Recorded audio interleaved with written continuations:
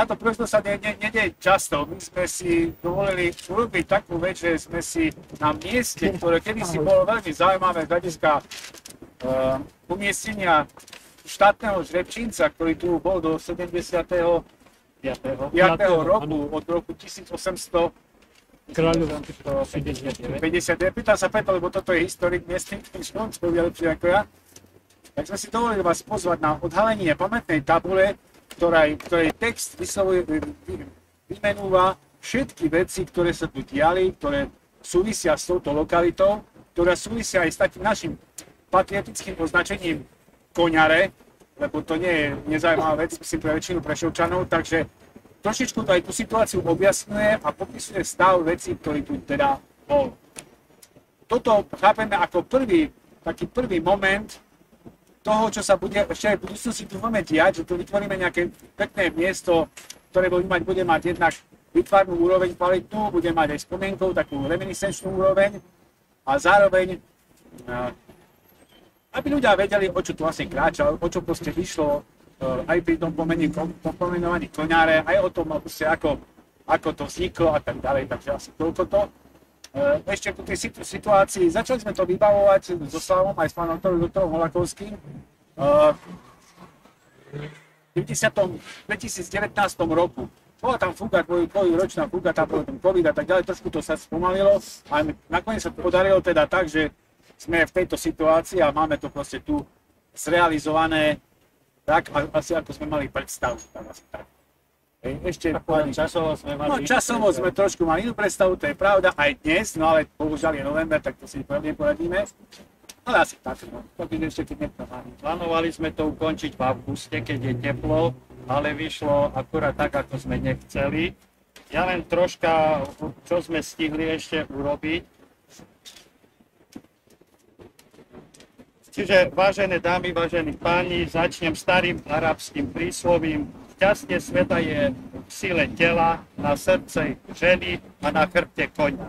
V roku 1859 bol na terajšej Sabinovskej ulici vybudovaný štátny žrebčinec, čím sa na dlhé roky Prešov stal významným centrom chovu koní. Veľa súčasných obyvateľov Prešova však už o tejto časti histórii Prešova nemá nejaké informácie. Preto my, ktorí máme záujem o chov koní a jeho históriu, sme sa rozhodli oživiť spomienky na túto časť histórie Prešova. Inštalovaním pamätnej tabule na mieste, kde pôvodne stáli objekty žrebčinca. Tento náš zámer sa podarilo zrealizovať aj vďaka sponzorom, ktorí sú uvedení na úvodnej stránke QR kódu. Spolupracovali sme už aj pri vydaní knihy Konská história Prešova a knihy Pôvodný slovenský kôň západokarpatských hudcov a jeho chov. Podielali sme sa aj na príprave výstavy v Krajskom múzeu v Prešove s názvom Koňare.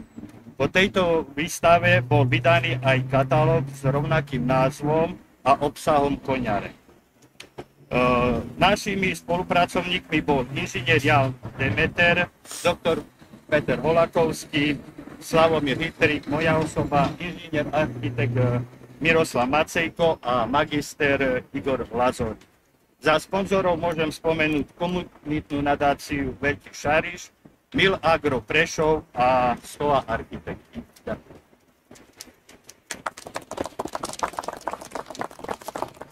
Vážení prítomní, ja by som vám chcel tak veľmi stručne vzhľadom na počasie informovať ako významných určite. Od roku 1859 ubehlo veľký počet rokov a pomaly sa vytráca povedomie, že čo vlastne ten podnik znamená. V čase jeho zriadenia bol jeden najväčší zamestnávateľ v meste Prešov, čo bolo aj ako pre mesto výhodné, pretože na daniach a poplatkoch prispieval do pokladnice mesta a tým sa podielal na zveľaďovaní mesta. Pod žrebčinec alebo do jeho obvodu plemenárskeho patrili vtedajšie župy uhorské a potom keď sa Slovensko alebo Československo vzniklo, kraje, môžem vám povedať, že tie staré župy boli Zemplín, Habov, Šariš, Liptov, Orava, Turiec. A to boli väčšie župy, ako sú terajšie kraje, takže, alebo vyššie územné celky. Čiže to nebolo len lokálna firma. Malo to veľa ľudí, keď s nimi človek rozpráva, žijú o tom, že tu sa chovalo zo pár koní. Žrebčenec vlastnil v priemere tak 110 žrebcov, od 110 do 120 sa ten stav pohyboval. A tým, že tie žrebce pôsobili v tom veľkom teritóriu, všetci títo na prechádzanov hovorili, že to sú koniári. A ponášal po východnársky koniare. A tak prišlo Prešovu, že sme koniare, a aby toto povedomie nezaniklo, aby aj tá mladá generácia, lebo zoberme, že koľko generácií od roku 1959 sa vystriedalo, tak aby toto povedomie zostalo zachované, tak sme sa dali dohromady a toto je ten výsledok, ktorý po chvíľku odhalí. Ďakujem.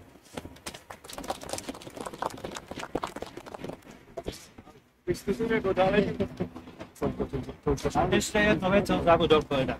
Na pamätnej tabuli nie je možné uvieť všetky veci, ale tí, čo si zdatí cez internet, vytvoril som internetovú stránku webovú, kde máte už tam podrobnosti s fotografiami a so všetkým. Tu takisto sú QR kódy, ktoré vedia, načítam si QR kód a viem sa dostať k informáciám. Takže kto ovláda prácu s počítačom, nech si tú stránku pozrie, prípadne poslúži ďalším koniarom, aby o tom vedeli. Tak pera.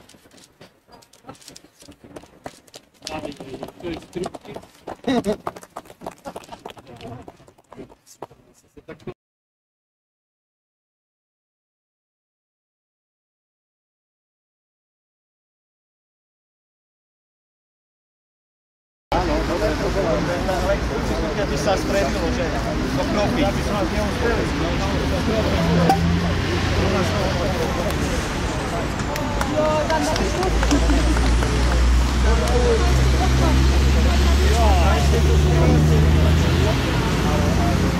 Také očírané.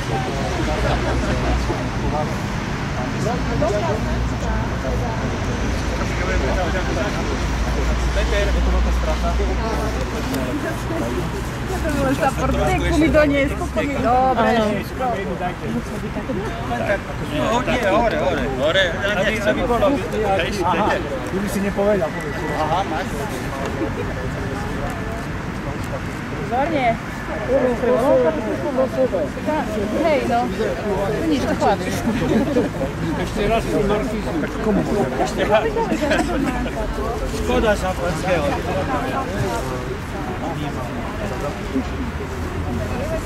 A podnalievate všetky dobrý.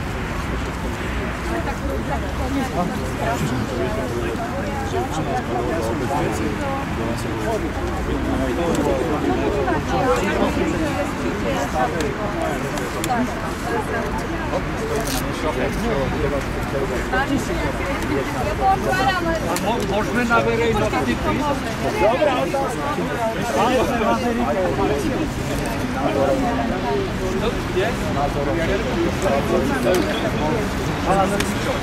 Jednu vec málo kto vie, že z celého toho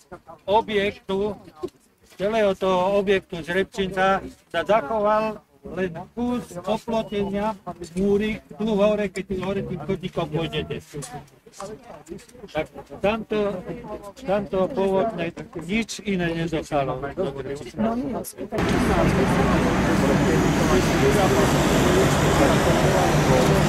A on bol povinný ich potom vymáhať od štátu. Takých ľudí nevie, čo dokáže uhríznúť. Ale my každý žije v tom, že kopnúť, alebo tam sa normálne píše, že zranenie nezlučiteľné so životom. Áno. Však sa hovorí, že byli sa jak koň. To sa tak hovorí, že sa mlatíte ako koňu, čo robíte? Že jeden mal poškodené obidve oči a druhý mal fraktúru ramennej kostky.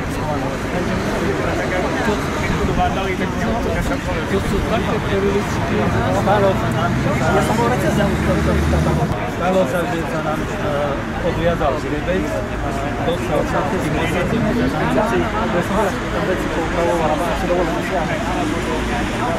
A je to pravda, že ten rok, čo vyhral Bardiš, ešte bolo to od vás, do Šariša. Ja som musel učiť, lebo musím vyznať ešte také povinnosti, ale ponáhľal som sa toho, aby som to ďakujem, ale hovorím, že keby máte tie informácie, ak sme teda rýchlo, keď napíšte lístne, každý šofer,